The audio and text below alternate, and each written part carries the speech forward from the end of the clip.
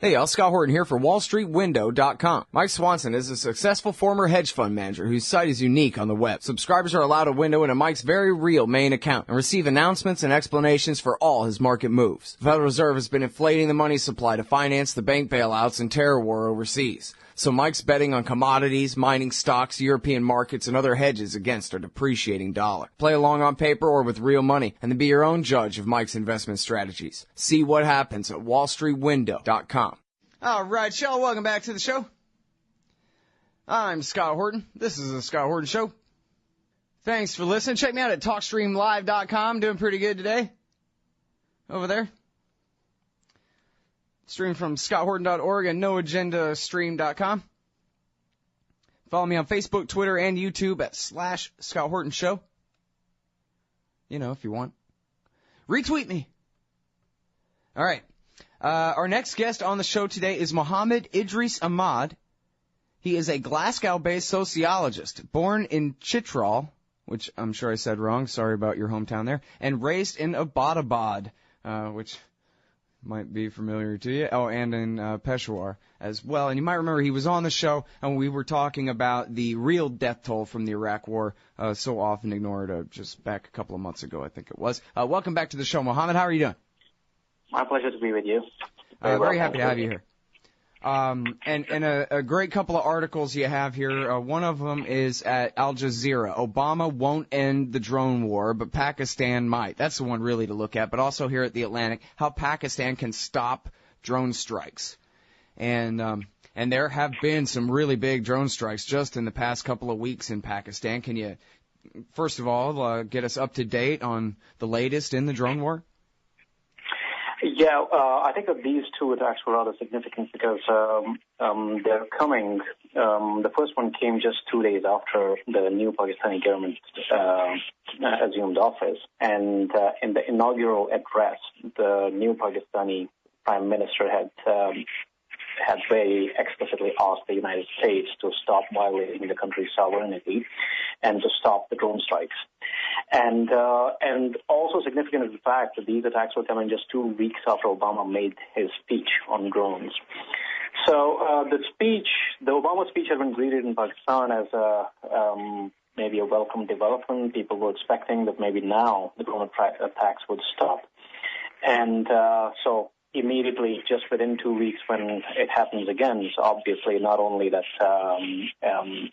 people are incensed by just this disconnect between the rhetoric and the reality, but also that a new government which has come to power, which has a significant mandate, and it shows that these people, one of the factors in bringing this new party to power was that the last party, which was the ruling party, was seen as being just too weak.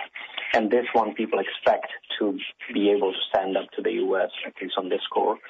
And so people were quite angered by that. And the government itself was quite angered by that, and it issued a statement. And it called in the U.S. ambassador and said that this shouldn't be happening again, except just within a month it was repeated. So now there has been another drone strike.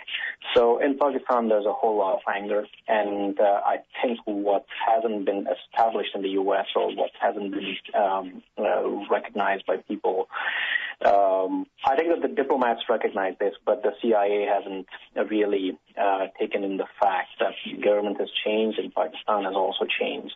So I don't think that Pakistan, at least the Pakistanis, won't be very pliant this time. The government is popular, it has support, unlike the previous government, so it can take positions which the previous government couldn't.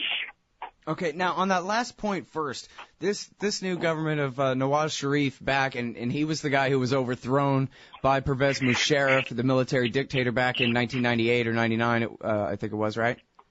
Mm-hmm. 99, yeah.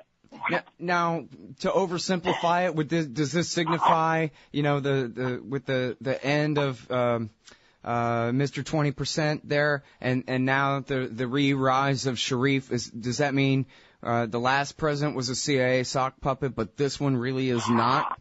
That he is coming to claim Pakistani independence back in some severe way?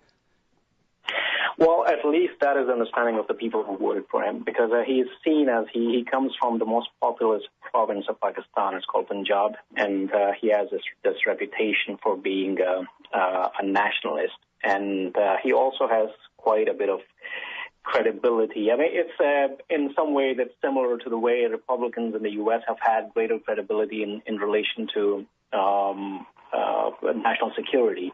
So in Pakistan, this party is seen as being slightly stronger on national security. And this guy, he was also the person under whom the Pakistan became a nuclear power, or at least it went public as a nuclear power. Right. So because of that, he has sort of that kind of credibility as being somebody who can who can act more, who can assert himself more as compared to the last government. I mean, one of the things about the last government was that Mr. 20% would never have been able to become the president had it not been for his wife's assassination.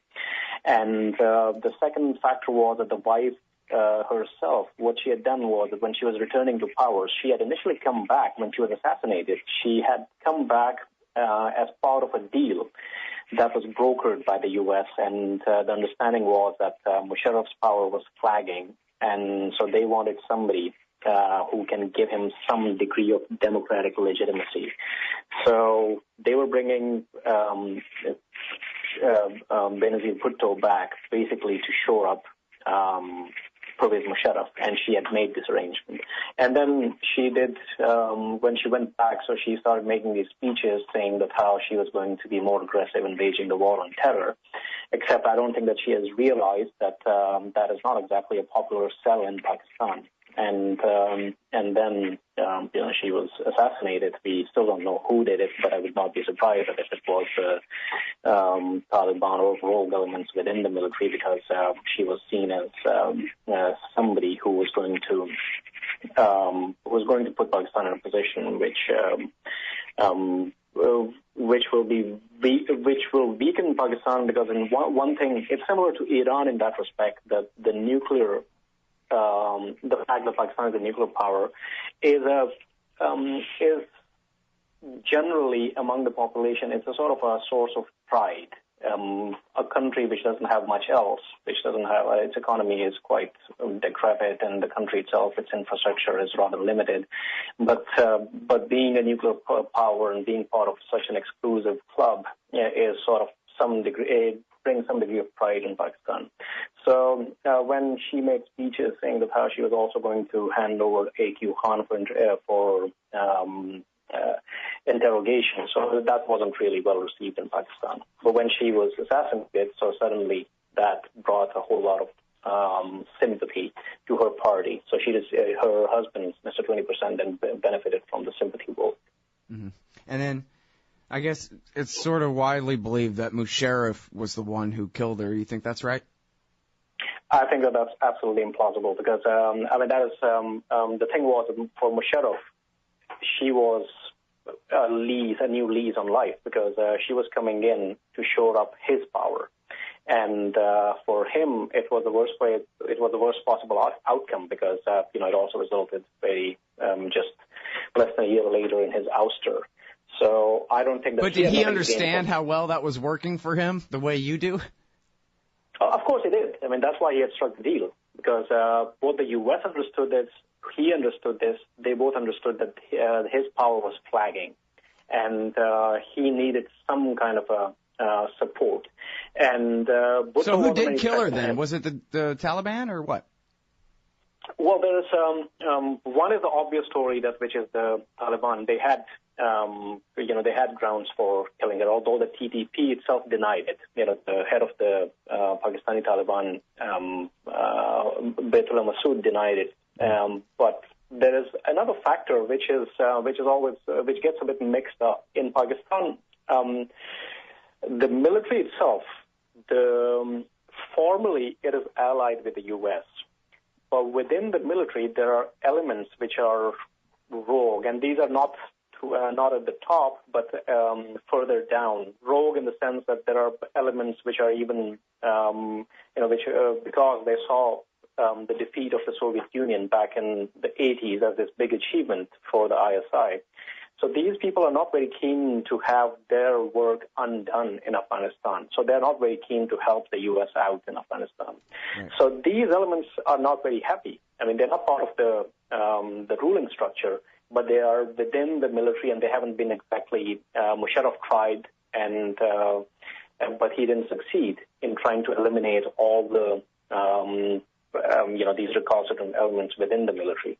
So the military itself has some elements who are not very keen to assist the U.S. and who also see the hostility towards they are very much motivated by the hostility towards India, much more than anything having to do with the Taliban. So they don't see the Taliban as a threat. They see that it's sort of a distraction for them, because for them, the key factor, the one main motivating factor has always been Kashmir. Right.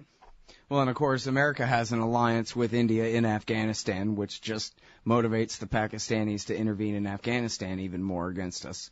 And the whole thing's a perpetual motion machine. I don't think they're smart enough to have built it on purpose, but sure works that way, it looks like. Well, I think, I mean,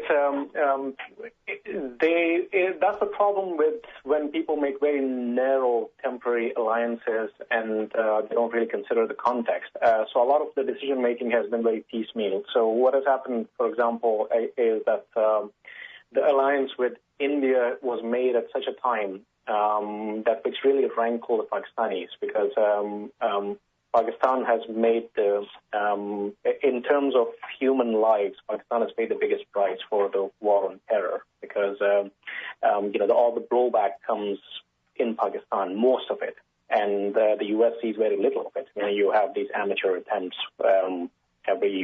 once every 2 years or something, but in Pakistan we're talking about daily bombings and at very large scale, and every time there's a drone attack, so the retaliation comes in Peshawar or comes in Rawalpindi or Islamabad or some other city. And so the thing is that the country is pretty large, and because of that, it's vulnerable.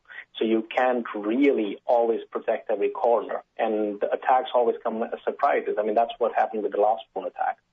That as soon as the drone attack happened, the next attack came in Gilgit-Baltistan, which is to the northeast, and it's a completely shielded area.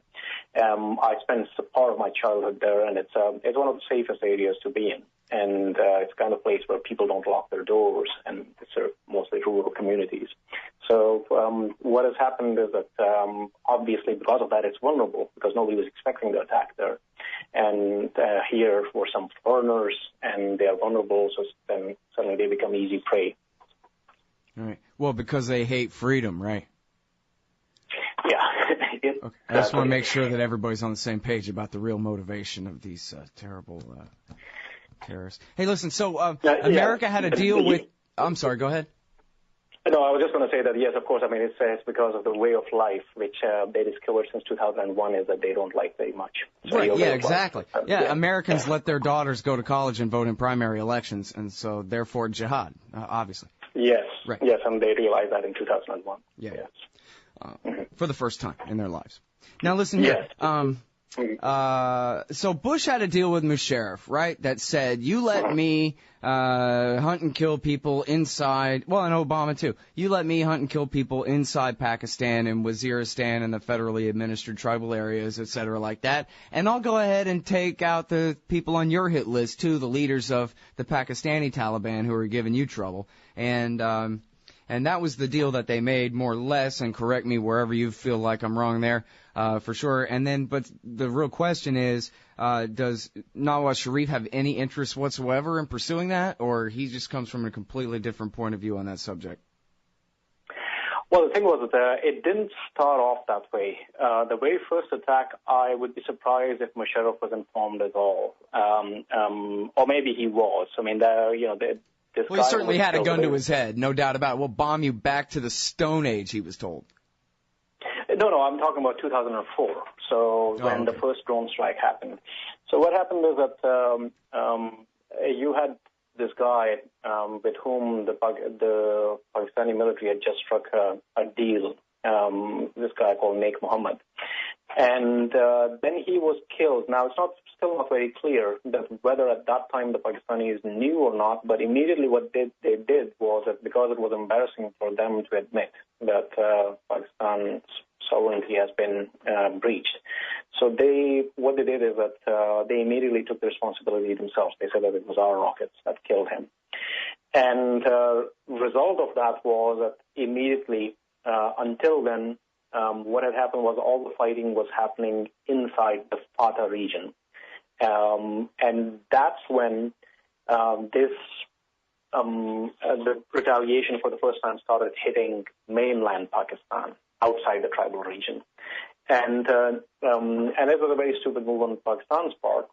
But I think, if you look at the intensity of drone attacks, so I think that Musharraf still kept some degree of a lid there, because under him, there were, in the 4 years that he remained in power between the first drone attack and the last one, so there had been a total of 17 drone attacks under his rule. So it's clear that he didn't give a carte blanche, but that changed when Zardari took over. And because in the 5 years since Zardari has been in power, so there were more than 355 drone attacks. So that's when it seemed like, a blank check was handed to the CIA. Mm-hmm. And so initially it seemed that Musharraf had, to a certain degree, he had kept a limit on what the U.S. could do.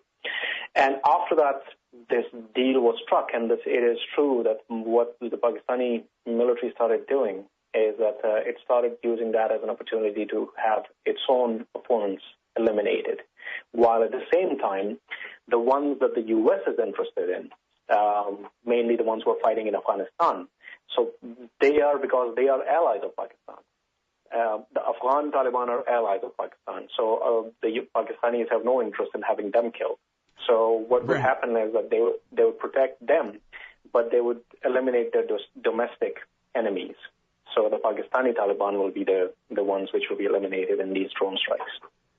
My God. This is ridiculous. I mean, I guess you could take any country where America is intervening, and it's just about as ridiculous in every case. But really, I mean, we're fighting their Taliban while they're backing the one we're fighting in the country next door because we're allies with their number one enemy on the other side.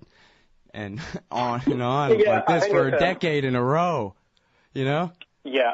Well, the thing is that I sometimes one of the things which is sort of, I think part of the history has been rewritten. In the 80s, I remember that when the Afghans were being backed, so the U.S. used to be actually quite popular in Pakistan. I mean, I know that one of the reasons why I can speak English is because I grew up in Peshawar, and the places that I used to go to the library most of the time was the American Cultural Center. It was in the city. It was a very popular location. We used to get jazz bands come and play there, and all kinds of interesting cultural activity used to take place.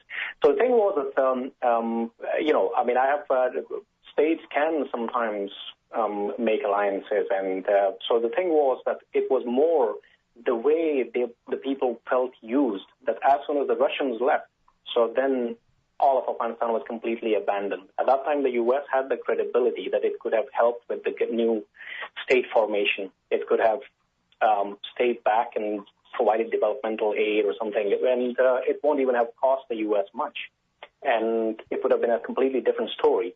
So there's no direct correlation that I see between what was happening in the 80s, and a lot of people draw that correlation that somehow the 80s enabled 9/11, but that's not what happened. And even if you read what's his name's book, The Looming Towers, I forget the guy's name, Wright, Lawrence Wright, yeah.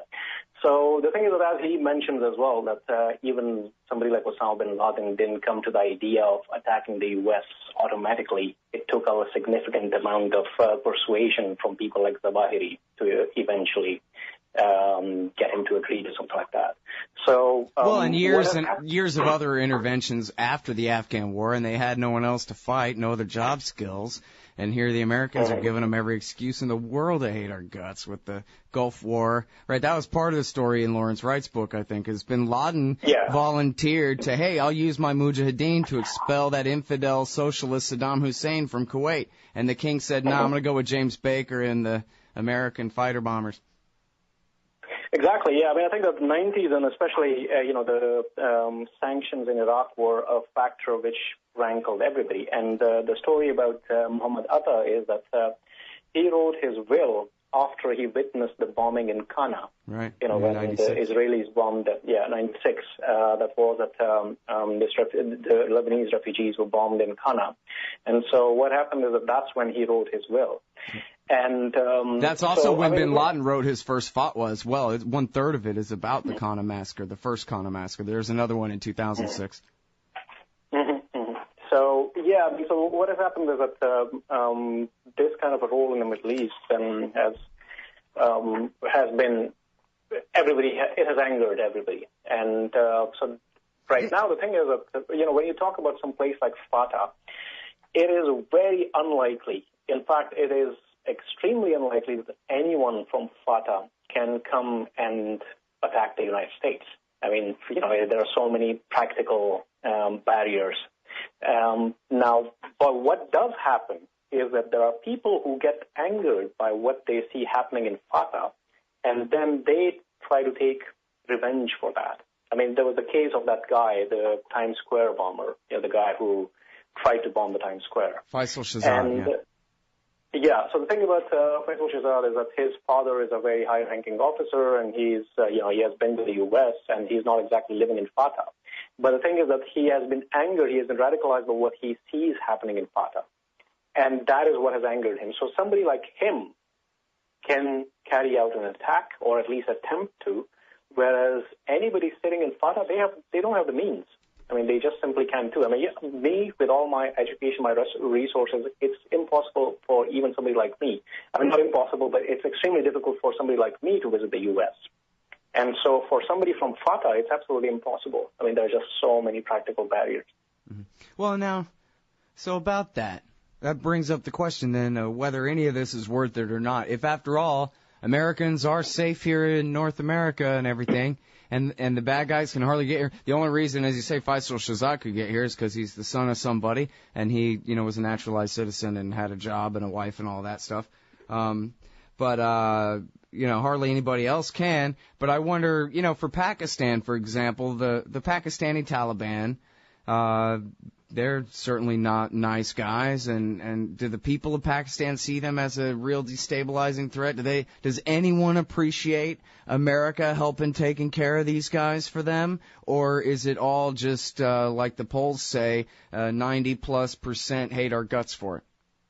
Well, I think there are two people who do, and I think both of them get quoted in Western media very often. So I mean, it's something like that. You have a few very people who have loud voices, as in the sense that they are saying something that Western media likes to hear. So they are the ones who are pounced on. I was just speaking to there's this Pakistani scholar in the U.S. Called Idrees Ahmad, and he has just written a book called The Thistle and the Drone. And the thing about it was that he was in London, and then he was completely gobsmacked because there was this Pakistani journalist, and it's actually somebody that I have written about, and who came out and he said that, actually the drone strikes are very popular in the tribal areas. And so he asked him, how do you know? So he says, well, because there's this one woman who carried out this research. And actually, this is a very interesting story, that you have a woman called Farhad Taj. She sits somewhere in Oslo. And she, a few years back, established they call them these letterhead organizations, but the organization which actually doesn't exist, but you invent it. And so she established a letterhead organization called Ariana Institute, and then she published something saying that I have carried out research in the tribal areas, and we have found that there is 60% support for the drone strikes and blah, blah. And anyway, it went on. So, it was a very interesting story because it didn't jive with anything that I knew or anybody else knew. So what happened is that I already found it a bit suspicious because when you looked at the places she claimed that she had carried out the research, it included places like Parachinar, which is sort of a Shia stronghold where there has never been a drone attack. And so anyway, when I went and investigated a little, that this woman actually carry out any kind of research? So one of the people who was her fixer, she said that, well, no, actually, she just came here to Peshawar. She just visited an IDP camp and went back, and no research was actually carried out. So the thing was that she invented numbers and put it out, and because that is the story that a lot of the Western press wanted to hear, and also the supporters of the drone attacks in Pakistan wanted to hear. So what they did is that they immediately latched on to that. And the most shocking thing was that, then that story gets, those numbers get cited in places like the New York Times or the Los Angeles Times. And so that was the reason what first prompted me to write this article for Al Jazeera, not this one, previously, and in which I exposed that actually, look, these numbers are bogus, and I show that the reason why they are bogus. And the thing was that soon afterwards, when an actual poll was carried out by the New America Foundation, and so they commissioned the poll inside Fatah region. So it was established very quickly that, well, one thing, majority of people oppose the drone strikes. Second thing, majority of the people also dislike the Taliban. So being opposed to the drone strike does not mean that you are somehow a Taliban sympathizer. In fact, one of the reasons why people do not like the drone attacks is that because it has swelled the ranks of the Taliban. Right, of course.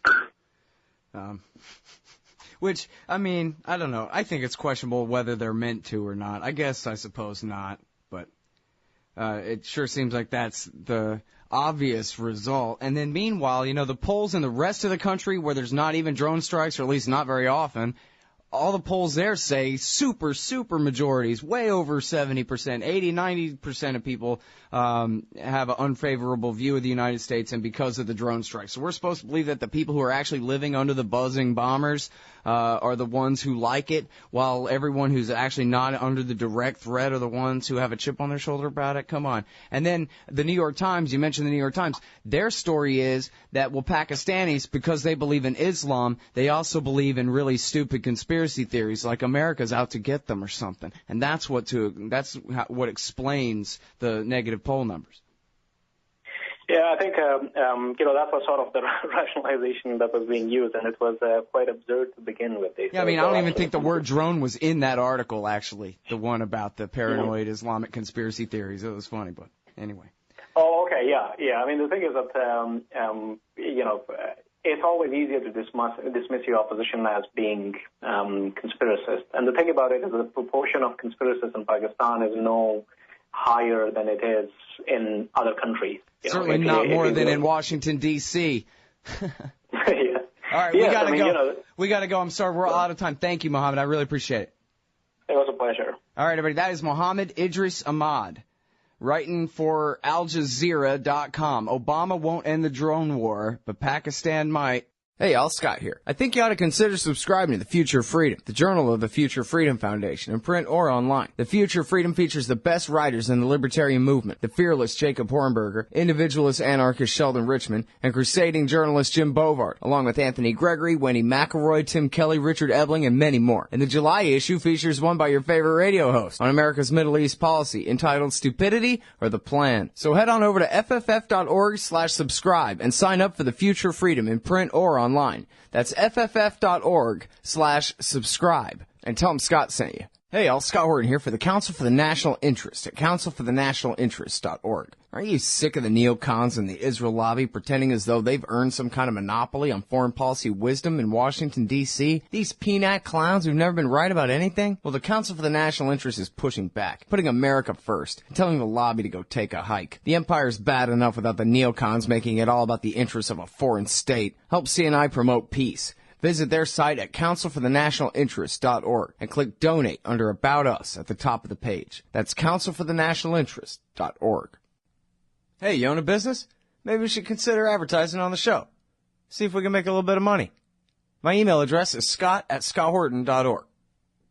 Hey, I'll Scott Horton here to tell you about this great new project, Listen and Think Audio at listenandthink.com. They've got 2 new audiobooks read by the deepest voice in libertarianism, the great historian Jeff Riggenbach. Our Last Hope, Rediscovering the Lost Path to Liberty by Michael Maharrey of the 10th Amendment Center is available now. And Beyond Democracy, co-authored by Frank Karsten of the Mises Institute Netherlands and journalist Carl Beckman, will be released this month. And they're only just getting started. So check out listenandthink.com. You may be able to get your first audiobook absolutely free. That's Listen and Think Audio at listenandthink.com.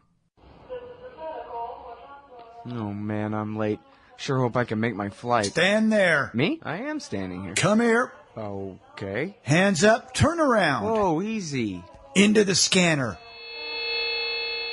Ooh, what's this in your pants? Hey, slow down. It's just my...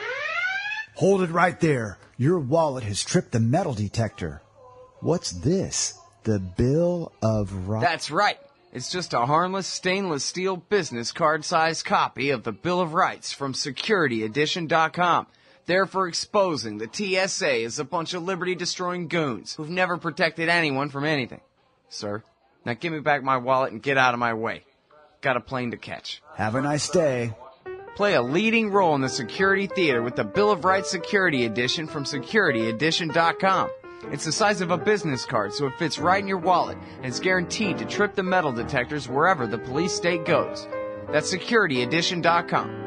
And don't forget their great Fourth Amendment socks. Hey guys, I got his laptop.